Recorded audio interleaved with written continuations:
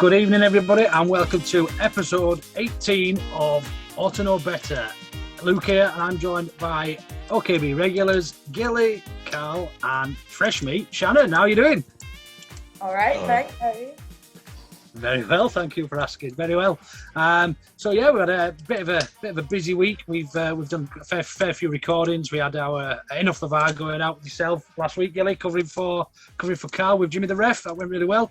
And the Brady and KOCH at the weekend as well. So yeah, I think it's probably a good starting point to probably have a bit of a chat about the Chelsea game. Really, we'll come to the predictions afterwards, but. Just get your thoughts, really. I know I was with you, Karl, watching the game. Don't tell anybody we watched it outside. But yeah, what I mean, I probably gathered your thoughts while I was there. But anything since I left, and what did you see that probably we didn't see at the time? Have you watched it back? Mate, oh right, okay. Yeah, I thought it was. Are you Karl? I think so. Yeah. Yeah, wicked, mate. Cheers.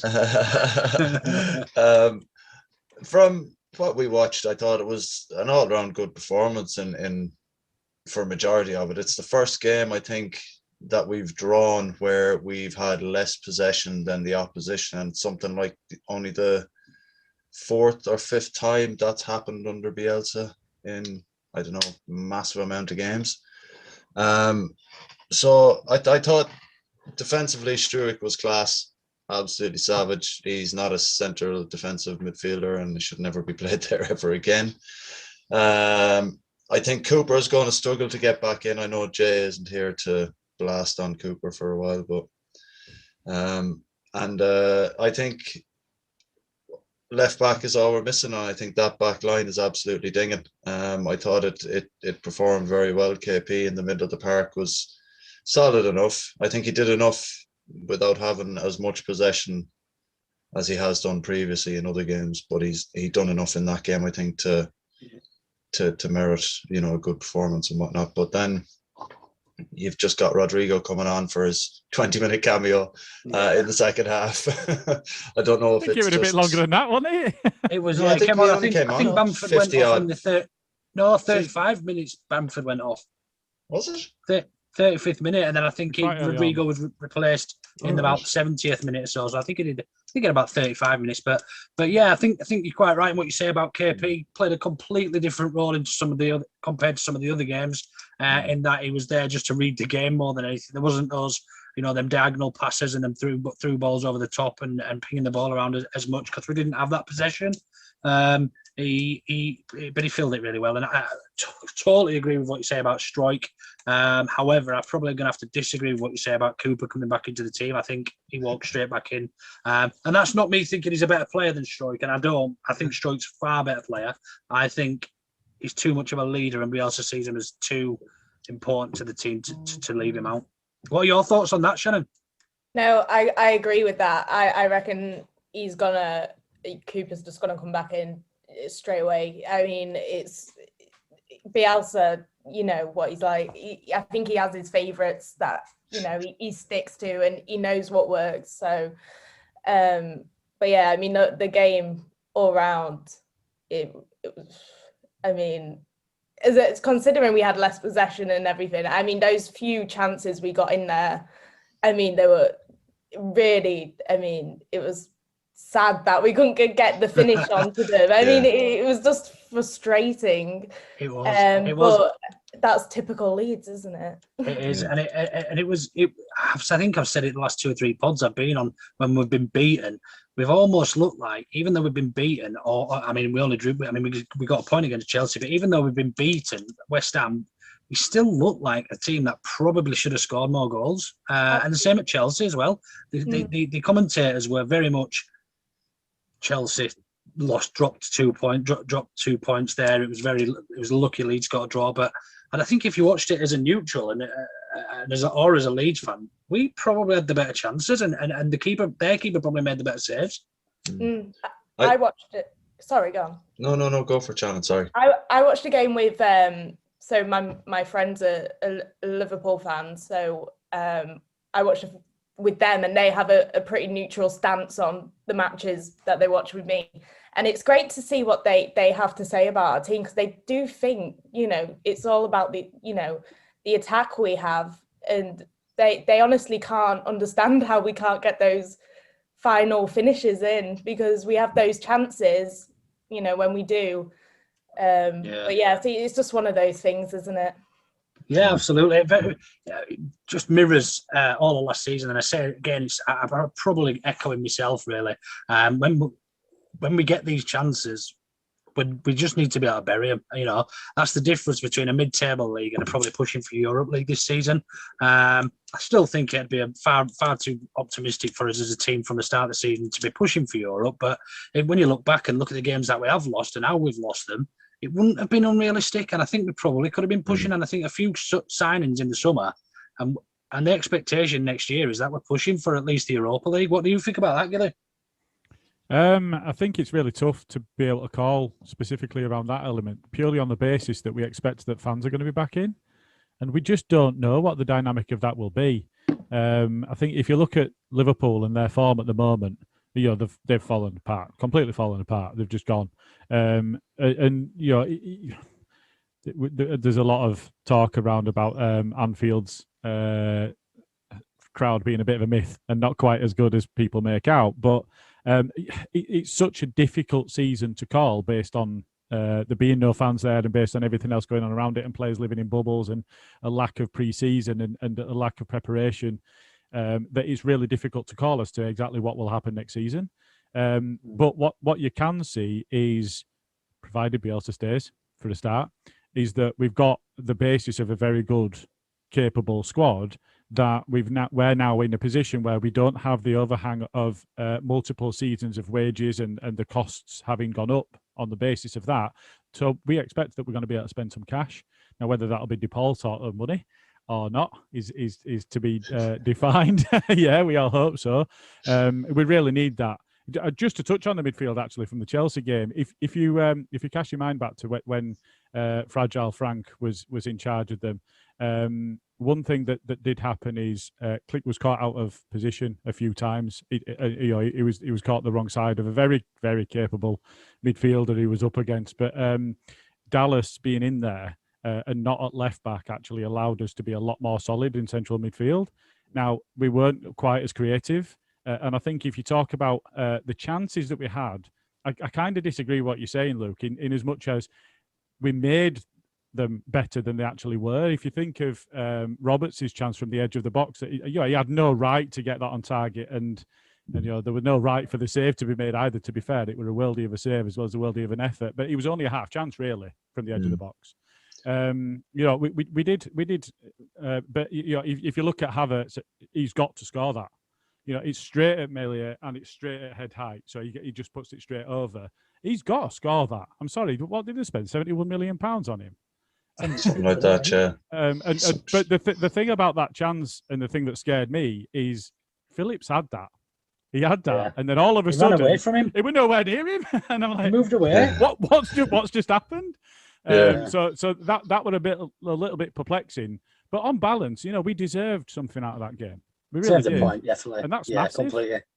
Yeah, completely. Against a team like Chelsea, that established European football team. I think that's a great point. I think on another day we could have taken 3, but on another day we'd have probably lost that game as well. So I think just to sort of tie that up, I think we were all happy with that point, weren't we?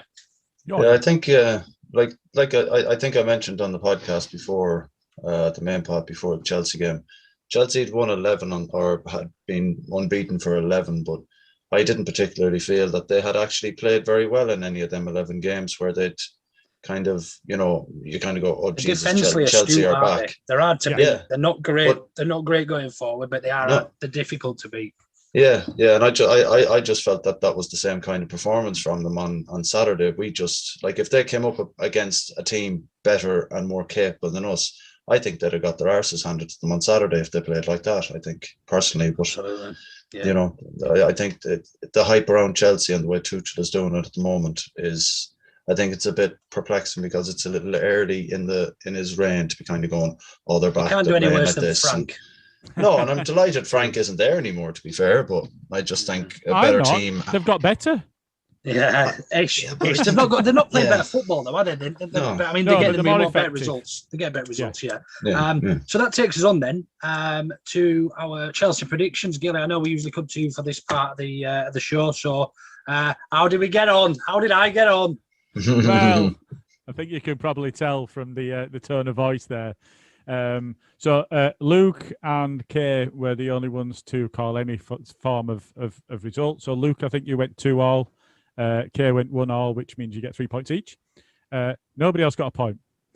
No one at all. Just quickly on that, Gilly, before you do go on, should I not got 4 points for that? Because you get a point for the right score.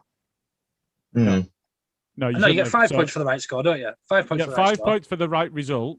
You get 3 points for the difference in result. Which is you what get I got. 1 point for the. Yeah, so you got your 3 points. You don't get your 1 point on top of that. Well, your 1 point is if you call the result the right way, but don't get the right difference. I did. You did. I got both. But you get your 3 instead of your 1. 4 points, I think. I've been wrong. Go on, carry on. So yeah, I mean, I would kick myself. Usually, what I do is if I think it's going to be a loss to Leeds, is I go on a draw. And this time, I could not see anything but a Chelsea win. I really couldn't. I thought we were going to get tonked. So this is the first time I've backed against Leeds. And if I'd not done that, I would have been top. How did everyone else get on then, Matt? So Rex went 3-0 Chelsea.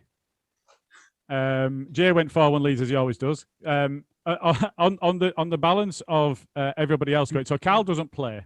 He's a pussy, doesn't get involved.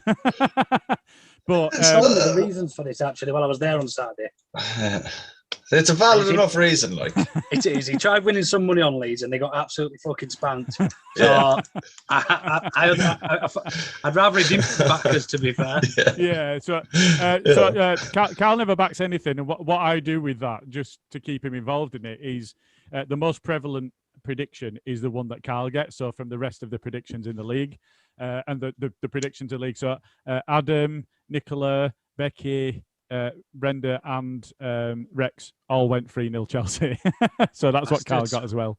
To be fair, Becky did actually go with 3-1, but it was too late. I'd locked it in because she'd read it but not responded in time. So I put it on 3-0. So it is wrong. Ash and Bren and Jay, because he always does, were the only ones that went with a Leeds result. Well, that takes us up nicely. I'm sure you'll be releasing the table soon, so we can all gloat. Well, I can gloat that I've now moved from being a Aston Villa West Ham side to being a Leeds Championship side from last season. Yeah, wicked, superb. Yeah, great stuff, Matt. Thank you ever so much for that. We'll look forward to the predictions a little bit later on when we make some for Friday night at Fulham.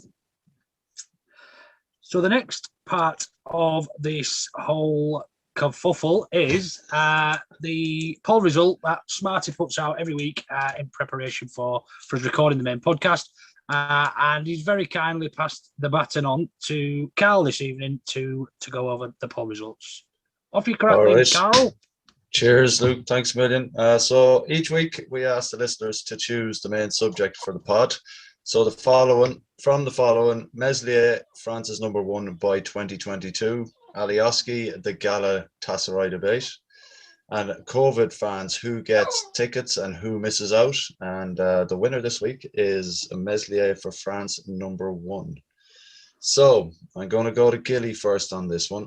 Gilly, what do you think? We've covered it a bit before, but by 2022, I think he's a bit of a stretch. He's a very capable player, and I think that he will do well in the future. He's playing at the right level, and he's a record breaker now for under 21 keeper and clean sheets. And I believe I saw a start of the weekend that he's still in the position of having made the most saves in the Premier League. So he's in the firing line. He's proving his worth. I think that there are, we saw it in the Arsenal game and have seen it on a regular basis since, that his distribution is good, but he does sometimes make mistakes. So I think he will be in the squad for France potentially after the Euros. But whether he'll be with the number one, I think that's a bit too soon in his career. And I think that you'd be in a position where if he makes a high-profile mistake for his international side, we've talked before about the pressure and the situation that we're in without fans and without any real expectation other than survival for Leeds this season. Struijk and Meslier, they're in a position where they've benefited from that situation because there's not the same sort of cauldron of pressure that you would otherwise find. But as we move forward, that dynamic will change. And I think dealing with that and the pressure of the international stage, I think that it's too soon in his career. Personally. Yeah, I think you're making valid points as well. And I think I do agree with you. He will probably be on the bench after the Euros. From the Euros onwards, I think he'll probably make the bench. Sean, what do you think? Do you feel it's too soon? Yeah, no, I agree. I agree with that. There's absolutely no rush for him to be, performing like that. Well, I mean, he's already a phenomenal keeper. You can see through all the stats and everything that he's great. Yeah. But like you said, it's a stretch for that date. He is making a very strong case for himself, to be fair. He's the highest rated keeper this weekend in the top 5 leagues in Europe. He made the under 21s though, that is. No, he was the no, I'll get it up and I'll get it for you. No, I'll get it for you. I'll send. Yeah, it's okay. Don't worry. I'll get the other one and I'll send it to you. It's fine. He was in. I don't want you putting the pod into disrepute when everyone's sending loads of shit and saying, "Get that fucking Irishman off." You don't know what he's on about. Well, once I prove a point to you, then you can put it on Twitter and go, "Karl was right." So we can go with that in a little while. It'll be all right. But he was basically he was the highest rated keeper in the top 5 leagues. Out of 21s. Fight. I put it in the chat earlier, Karl. I know you did, but then I came across another one where it was like a 5-a-side of the top 5 rated players, and it was only 5 players because it was made up a 5-a-side league, and 4 of them were on 10. Oh, that's fucking bullshit anyway. Then because who has 5 players in a team? Fucking like. How do you fucking argue with that? Like, there's no fucking point. So anyway, I'm too tired to deal with this.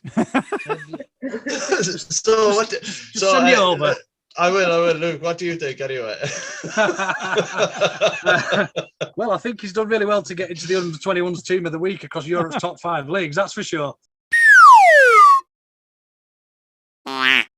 Yeah, I'm fucking finding this, you prick. But he's also on Sofa Scores Premier League Team of the Week. He made it a goal on there as well. Yeah.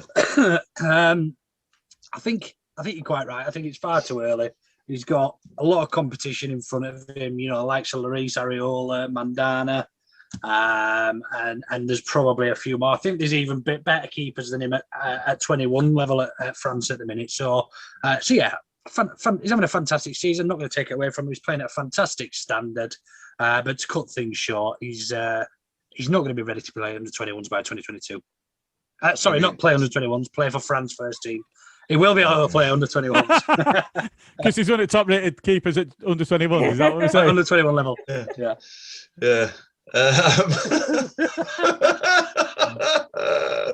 That churning is going on and on. It's going to be fucking, the cream is going to be butter soon. So look, there was another part to the poll that we wanted to discuss. It's Alioski to potentially Galatasaray. Now, a lot of people have different views on what they feel about it. But I'd like to throw this one at you, Shannon, just to maybe get us going on it. You've mentioned that you've lived in Turkey for a while, and yeah. So yeah. I've lived in Istanbul, and I've been to the Galatasaray Stadium. Everything. A lot of my friends that I had over there. I mean, it's hard to meet anyone that's not one of the big Turkish league fans. Beşiktaş, Fenerbahçe, although so I had quite a few Galatasaray friends, and I think if we were talking about someone like Calvin Phillips here, it'd probably be a bit more. I think we'd have a few more people probably in uproar about it, but yeah, no, I don't see. It's a hard one because you don't want him to go to a team like that, but also at the same time, I could understand the move. I don't know. It's a hard one. Like, so it was so many opinions about the club. I mean, my opinions are very maybe biased because I've been there and I have friends that support them. I don't know. But yeah, it's just one of those, isn't it? What are their, like, obviously it's a long time ago now, and it's something that we'll never forget because we celebrate it every time that it comes around to the anniversary. But yeah, what are the newer generation of Galatasaray fans? What are their opinions of Leeds? Or is it kind of like we've got we're not into them at all, like, and our younger fans know why? Is it the same for Galatasaray with Leeds? No, well, I had this discussion when I went over there because obviously I love football. Everyone knows that, and it's I'd always watch the matches there, and a lot of my friends that I had were obviously around the same age as me, and what happened was tragic and shouldn't have happened at all, and they know that. They genuinely know that, and they don't want to talk about, like, they don't want to be associated because it was a totally different generation of fans that are that are tied to that event, and the newer, that you always get those fans that are over, that will never let go, obviously, of course, but I clung to that as a hatred. But generally, a lot of the younger fans just want to not be associated with something like that. Yeah, no, that's understandable. Like, and Luke, what's your feeling on Alioski potentially going to Galatasaray? Or I know what my view is on it, but yeah, I've changed my opinion on this a couple of times. I've been on holiday to Turkey a number of times. I'm not one of these people who says I'm not ever going to go to Turkey. However, my view on Galatasaray as a club is very much stained, and I think from that, even if to the point that even if I'm playing a game of FIFA and somebody puts an offer in from Galatasaray, I won't even acknowledge it. It's that sort of simple, honestly. However, in terms of Alioski, I firstly, I didn't think he was out of contract this summer, so I thought the clubs were having dealings with, and meetings and conversations. Awesome. In which case, I thought it was wrong. I think it was disrespectful of our club to be having those conversations with Galatasaray based on what had happened. However, I now understand he's out of contract and it's him that's just making contact with the club. In which case, it's very, very different to me. He's coming to the end of his career. He's got an opportunity to potentially be playing in Europe and keep his family happy and make some money. And yeah, so my opinion's changed somewhat. He's not quite rightly what Shannon said. It's not Calvin Phillips. He's not the prodigal son of Leeds United, albeit he's been a fantastic servant to the club, but it's not like Alan Smith or Calvin Phillips going to another club, another club that we hate. So yeah, as I say, my opinions have changed somewhat, quite dramatically. On the one hand, I was angry to start with when I thought that we were giving them the time of day and we were actually negotiating transfer fees and speaking to the club and representatives and whatnot. But no, I think my opinion changed when I found out he was a free agent and he's basically just trying to get one more payday, potentially play in Europe and yeah, do well for himself and his family. So it's completely changed my opinion, and I wish him all the best in whatever he decides to do. Yeah. What about yourself, Gilly? Quite similar. I have I have a love for Alioski. I think he's brilliant because he's completely batshit crazy, and I think that's ace. And you know what? It brings a colour to the squad and to the game that you don't always see in players. You know, there's maybe less than 1% of players that have that personality that always comes across. And I love that in a player. I really do. I think it's great. And you know, to the point of shouting at Calvin in the swimming pool and all of those things that we see. Yeah. And do you know, he's. I loved watching him play with Saiz. They had a chemistry together. Obviously, Saiz moved on, but I've got a lot of time for Alioski. At the same time, it was 21 years ago that the horrendous instance happened, and I don't know how old Alioski was at the point, but you know, not particularly. It would be the statement there. So he wouldn't really know that bit. Plus, he's from North Macedonia, which is much more, in terms of geography, much closer to his home. So, you know, if he wanted to be back closer to family and all of that sort of stuff, and, you know, he is, his contract is up, and if that is a pretty major payday and allows him to play in Europe next season, you can understand it. I won't lie. I don't like the thought. I don't want to see him in one of their shirts. I really don't, but I can understand it. You know, I will say we did mention to the debutant on the pod that we do avoid saying one certain word on this pod because I've got to go and edit it out. But Kuhl is a and we are going to say Alioski won't be. It's not the same thing. He wasn't there that night, and Kuhl was. He wasn't involved in the club at all at the time that happened. So it's a completely different dynamic. And the fact that, you know, he is looking for a move towards the end of his career, you can understand him making that decision if that's what happens. Yeah, I'd be in the same line of thinking. I think I mentioned it before on Twitter or something, and like, we didn't nurture him like we nurtured Kuhl from a young lad, and he came through the academy, and like you said, he was there that night and he played the next day, and it was like, you know, that was, you know, it cut him as much as it cut the club and the fan base, and for him to do that was totally disrespectful. But we know now exactly. That we know that that's what it's about. Respect, and up, Alioski was nothing to do with the club. Kuhl knew it. Yeah. I've refused getting into it about Kuhl, to be honest with you, because it makes me really angry. That's why I didn't really mention it on my part. But yeah, absolutely. So it's about respect, and he's been a fantastic servant to our club. And I think we should send him with the best wishes. Albeit, yeah, it's a bit of a twat that he's going to get to them. If he could go anywhere else, we'd prefer that, I'm sure, as a fan base. But we can't hold it against him, man. Come on, do you know what I mean? No, it'd be wrong, considering. It would, absolutely. Like, he'll always be a player that got us promoted, and him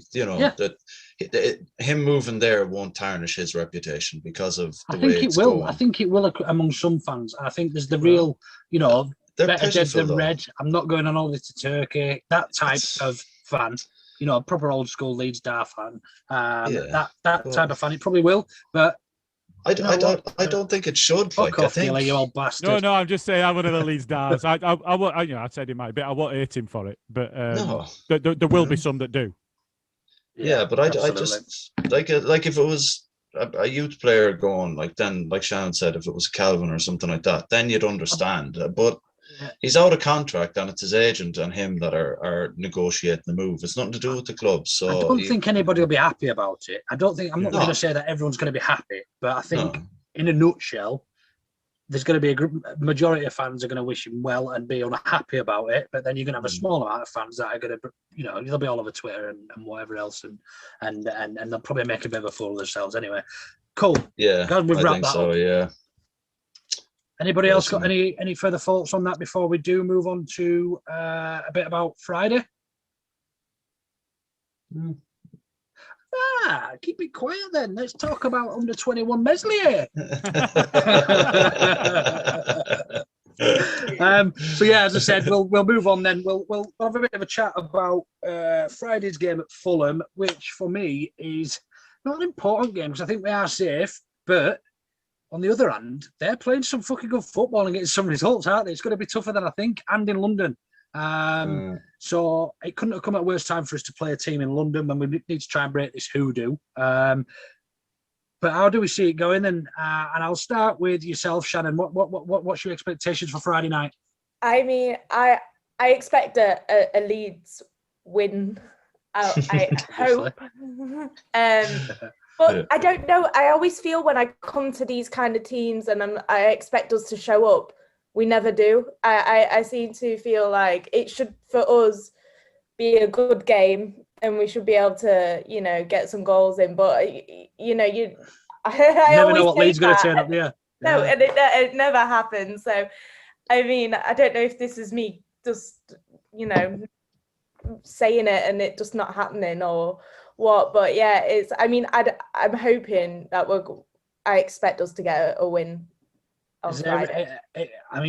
Is there anybody you're looking forward to see playing after the last performance in the Leeds shirt? You're hoping that Strike gets the nod again, because it looks like Cooper is not going to be playing again because he wasn't selected for the Scotland squad for the international break, which I highlighted earlier on Twitter. So it looks likely, but Koch's been back as well. Koch played dinner the other night. So is anybody looking forward to, or anybody you think that should be getting a shirt? Is Bamford still out? We haven't heard anything on Bamford yet. No. We'll probably know tomorrow with the presser, won't we? Right. Yeah, I mean, in particular, I'm excited to see Koch back out and playing. You can say his name properly. You can say I'm excited to see Koch. You can say you want to see the Koch out. That's fine. Absolutely fine. Out on the yeah. All of us just need to say it behind her. Yeah, wicked. I think it'd be good. I think he played on. I think he played CDM for the 23s the other night. Yesterday it was daytime.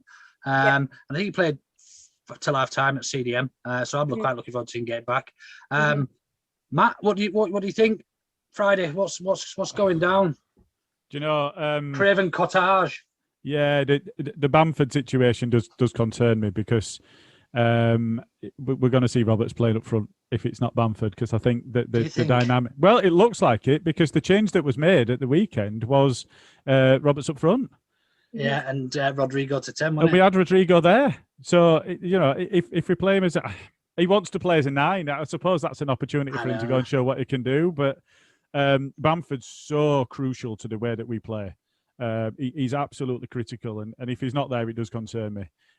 But we've said it a couple of times now. There's no better chance to break the London hoodoo than they have turned a corner. He's still wearing the Bladigan, but they're still in the bottom 3. But they're putting some results together. But Tom Kearney always plays well against us. He's not back. No. But I really, really appreciate the fact that Bobby De Cordova-Reid's injured because I don't have to hear him saying his full name every time he gets the phone. He does my tits in. I know it's every time, man. Really, I tell you, just call him Reid. Who's the other lad that they signed who's dangerous as fuck though? Usually plays on the left, and he missed a stupid penalty in it right at the start of the season. Do you remember? Oh yeah, the young fella. What's his name? He is good though. Did he come from a big money on him side? Coleman Cole? No, it won't Coleman. They spent a lot of money on him. Lookman, Adamola, that's the one. He's dangerous. I mean, they've got some fucking good players, man. They've got that.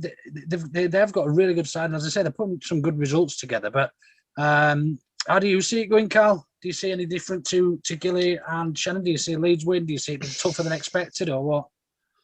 I think Fulham are playing quite well at the moment, like was already highlighted, and I think they're out of the ones down the bottom. I think they're going to overtake the Brighton and Newcastle above them, and I think it'll be between Brighton and Newcastle. No, I don't think free fall. They are in the worst over the last 10, 12 matches. They're in the worst form. They've had 4 points out of the last 12 games. Yeah, they are. Table, aren't they? But as people are pointing out, Brighton are playing great football, but they can't finish their fucking dinner. Like, so yeah, it's like who do you put money on? Who do you they put won the money other day, on? Brighton, didn't they? Yeah, they won the other night 2-1, didn't they? It was a scrap, like, yeah. So anyway, But they haven't really scored. They've been off the boil in relation to putting the ball in the back of the net. But I think it's between Newcastle and I think it's going to be between Newcastle and Brighton for that final spot. Yeah, and after we play Fulham. Yeah, well, and in terms of the Fulham game then Friday, do you see us doing a job on him then, or do you think we'll struggle? Well, we've got 1 point on a London pitch so far this season, so who's to say we can't get a second one? You know, and against the London team. And against the London team, maybe the tide is turning. Maybe Spurs did us a favour. I think we're going to fucking hammer them. Yeah, I do. I think we've waited all season. I think we've waited all season for this, just to give them a right. You know, they've got a bit of fucking results, so they've got fucking Parker running up and down with his fucking fist bump, the wanker. And I think I fucking hate Fulham. I don't know why, but I just fucking hate them because they're just fucking horrible London wankers. I hate it when you sit on the fence like this. Yeah, but I think it stems from the games when you know, from the championship games when and things. And I don't know why. There's no particular reason, because they're a nothing team to me, Fulham. But I don't like Scott Parker either. And I just hope we do a proper number on him and beat him fucking 5-0 or something stupid. But I think we will as well. I think we've come out of Chelsea, a big defensive effort against Chelsea, and I think we've got. I think it very much depends on the team. Actually, I think it's important we've got Bamford. Otherwise, Roberts is getting a hat trick instead. And yeah, I just think we're going to be too good, too strong. We've played them. I don't know how many times. I don't think Scott Parker's beaten Bielsa, has he? Did they beat us early this season? No, we beat them, didn't we, at our place? Yeah, we hammered them at our 4-3 or something, Yeah, I don't think Parker's beaten Bielsa for some reason, but that could be wrong. Stats will probably pick me up on that later on in the week. That's the one where Mitrovic came in with his elbow, wasn't it? Mitrovic, man. You winded Fulham fans up with that the last time, man. Oh, Jesus Christ. Yeah, same. That's another reason I fucking hate Fulham, because he's a wanker. Yeah. I'd fucking love to play against him with chocolate knees. It'll be worth the whole, it'll be worth it when you can just call him Mitrovic again whenever he does. Yeah. Brilliant. But yeah, I think it's going to be. It's probably the worst time to play Fulham at home in terms of the season and results and things. But I just think that these are the games we need to be winning. And if they do stay up, then it's the game next season we should be taking 6 points from with ease. So based on that. Yeah, what we're going to go then? Predictions? Are you going to take some predictions down for us, Gilly? Yeah, I collate them now. So I'll go around the order that you appear on my screen. So Luke, you're first. I'm going to be a gent, and I'm going to go newbies and Shannon first. Go for it, Shannon. Thank you so much. Because I think you know what I'm going to go for anyway. I think I'm going to take it easy and go for a 2-1 win to Leeds. I think. You reckon this is the game, Shannon, do you? Yeah. This is the 3-pointer. I think we're just going to snatch it at the end, I reckon. I reckon we'll be drawing up until a certain point, and I think someone's just going to come whack it in at the end. I like this debutant. She's absolutely smashing it with this already. Like, positivity through the roof. Brilliant. Yeah, wicked. So I am going to go for, and I'm actually going to have £10 on this with Sky Bet. I'm going to go 5-0 Leeds. Whoa! Fucking have it. You watch. What's if that in comes that in, vape? A hat trick. Huh? I'm going to go from. Hey, do you know what, Shannon? I nearly got it right the other week. Then at the score and the scorers. Do you remember? I got one scorer wrong for like 800 quid. Yeah. Sorry, I'm not talking to you, Shannon. I'm talking to these two. But yeah, I do remember that. Yeah. I don't know. I picked all the scorers. Yeah, because I backed it as well. Yeah, I think we did. But yeah, I'm going to go 5-0, and depending who starts at 9, we'll get an hat trick. It'll either be Tyler Roberts or Patrick Bamford. You heard it here first. You read it here first. Right. Karl doesn't play. No. As I said, Karl's a bit of a bitch. I'm bringing my football home. Jay always goes 4-1 Leeds. It's not coming yet, and he's still doing all right in prediction league. To be fair, he's He's joined with me and Bren. How that's even possible on that? Like, how is he doing that? And yeah, so from a perspective of the result, I actually think a 3-1 Leeds. I think it'll be a strong performance. I think we will get one at the death, but I think it'll have been quite comfortable. They'll get one about 70 minutes, and then we'll finish it off at about 85. If we're going to be quite specific about it, that's the way I see it going. But I think 2-0 coasting at half time, I think. You know what you should do? Nice. Set up a little crystal ball there next to your desk. Mystic Meg. Start rubbing it like Richard O'Brien. We'll see if it comes in. Mystic Gilly. And obviously, I'll go and I'll collate all of the responses for everybody else. Luke, back to you. Wicked. So this is the part of every week where we basically slag off the opposition manager if we can, or support the opposition manager. Basically, if you pick the Hock, you're slagging off the opposition manager. If you don't, then you better have a fucking good reason. So yeah, we've got the Hock Topic, which basically for you, Shannon, means you can either select, this is hypothetically speaking, the Hock, David Hockaday, to lead Leeds to Europe, or you can select Scotty Parker, the little prick, to lead Leeds in the future. The choice is yours, Shannon, but make the right one. I think I'm gonna go with not Scott Parker. I got the eyes then, and it just felt like I was gonna get killed if I said anything. See, that's not fair. You should have let her have a good guess there for herself on the first show. Okay, let me rewind then. You pick whoever you like, Shannon. Welcome to the show. I think I'll stick with what I got. For my own safety. No bias in that whatsoever. I wasn't. No. No. I would stick with that. Probably. And your reasoning? Any particular reason? Not really. I mean, no. Okay, it's fine. Karl, come on. Who are you going for? Are you going to go for David Durex Hockaday? Or Scotty Peter Parker? Oh, right. Like, Scott's got a bigger river to put the players in, which ideally isn't fair. Because, the current, it's just going to make them stronger, so because the Hock has improvised and put them in a stream, he has a 10-meter swimming badge and his cycling proficiency, as well as teaching in an all-boys school. So yeah, it's going to have to be the Hock, I'm afraid, because Scott Parker's a tool who buys his jackets from DFS. DFS, is that not a sofa shop? It is. Yeah. Did you not see the jacket he was wearing the last day? It looked like it was one of them. It does look like upholstery. Yeah, padded upholstery and squares and shit. So yeah, just because he bought it in the sale that never ends at DFS. You buy her upstairs, you get your downstairs free. Gilly, come on then, hit us with it. Who are you picking? So, early in this season, I really, really had an intense dislike for Scott Parker. The reason for that was he had more than a touch of the Lampard.